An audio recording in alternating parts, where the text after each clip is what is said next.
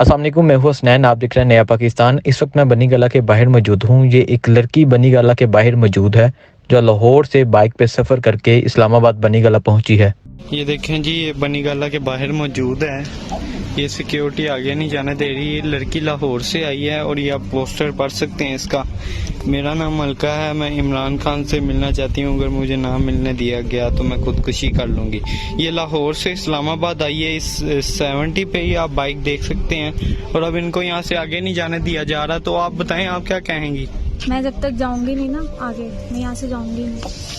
ये अब कह रही हैं कि जब तक मैं इमरान खान से मिलूंगी नहीं तब तक मैं यहाँ से वापसी नहीं जाऊंगी। तो आप सब दुआ करें कि इन्हें अब इमरान खान से मिलने दिया जाए और जो कुछ हो सकता है करें इनके लिए। ये देखें जी, ये बनी गाला के बाहर मौजूद है।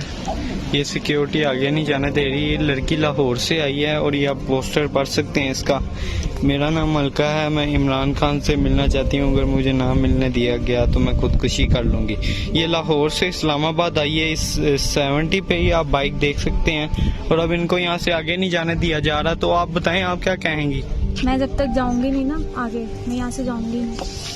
ये अब कह रही हैं कि जब तक मैं इमरान खान से मिलूंगी नहीं तब तक मैं यहाँ से वापसी नहीं जाऊंगी। तो आप सब दुआ करें कि इन्हें अब इमरान खान से मिलने दिया जाए और जो कुछ हो सकता है करें इनके लिए।